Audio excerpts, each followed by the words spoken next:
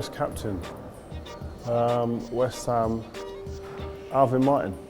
Alvin Martin? Yeah, so he was a great person to kind of be led by. Huge experience. He's coming to the end of his career really, but he gave me a few nice little pointers along the way. I played quite a few reserve team games with him because he was on his way out at the end of his career. I was on my way up, and he was a great person to kind of learn from at that stage. Really nice guy.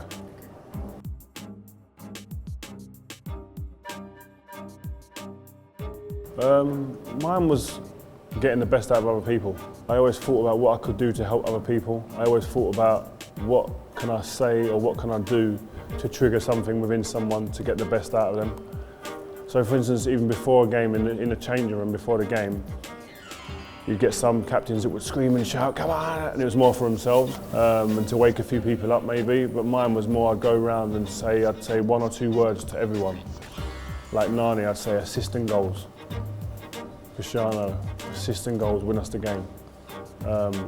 Vida, defend first. Patrice Eva, defend first, like defend. Just simple things just to kind of, that I'd hope would trigger them to start just think simple. When I used to go to certain training camps when I was a kid, I used to get so much information, I'd go out onto a training pitch on the pitch and my mind would be frazzled. And I didn't want that to be the same case for me as one of the leads in the team.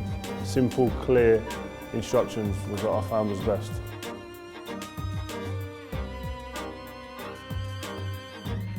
The team that won the Champions League, that time there, forward line of Tevez, Ronaldo, Rooney, Scholes, Carrick in midfield, with Owen Hargreaves as well, Giggsy, me and Vida, Patrice, Edwin van der Sar. I mean, that team there, I'd put us up against anyone. That team had a group of players there who had probably 5 or 6 people that could easily have an argument to be the captain of that team. And in the change room, all played their part in different ways. And it was just a great place to be, and there was no egos in that change room. People talk about Cristiano having an ego and stuff. Not in that change room, he didn't. He was one of the lads, messing about, arguing, all of us taking the mickey out of each other, laughing at ourselves. But when it was time to get serious, that squad was serious.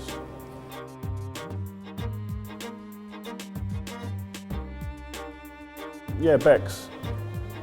I didn't see Becks as really a captain material. He played under Roy Keane, a great captain, so you never really saw him having to become a captain.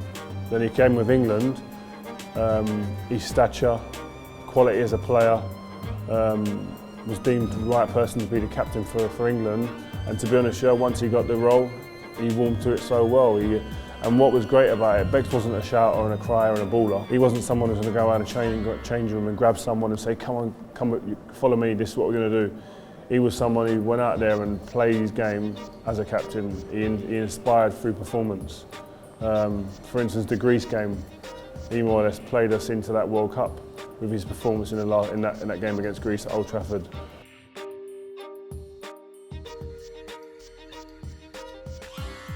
I think the most frustrating thing is when you've got players in your team who you know have got undoubted ability, great ability, got everything, but don't consistently get that out onto the pitch.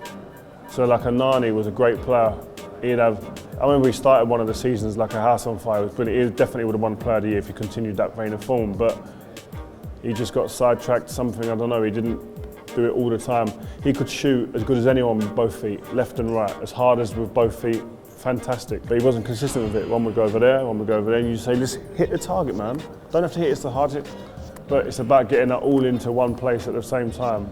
Now Nani's gone on to win the European Championships with Portugal. He's done fantastically well, but he was a young kid then.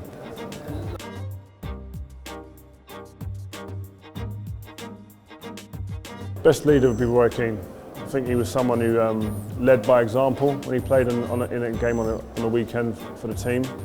But also he demanded high standards of the teammates around him. Never let standards slip and would tell people if he thought that was happening. So he would be my one.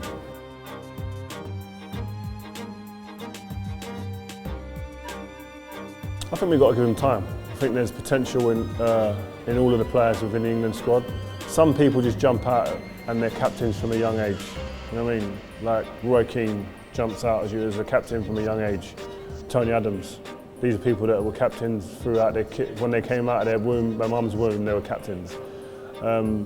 At the moment, I don't see that yet in any England players, but captains, they can evolve, they can grow into captains, and I think we've got a few of them waiting to come through.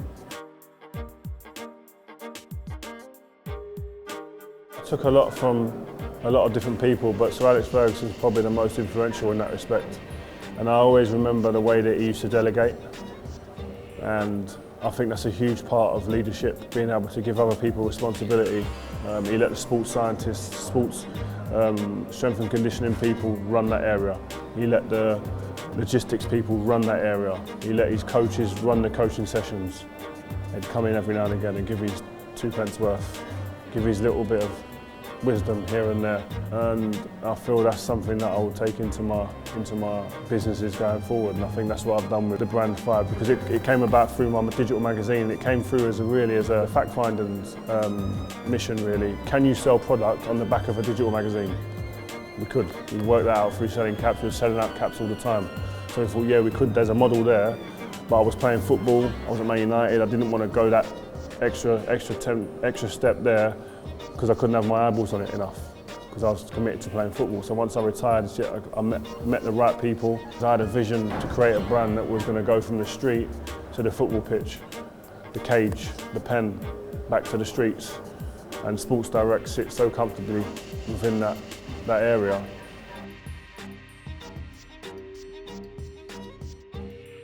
I love the tech world. I love and tech has become such an integral part of football now. When I first came into football, technology and football sat so far apart that it was unbelievable. Whereas now, they're entwined so much. It's frightening.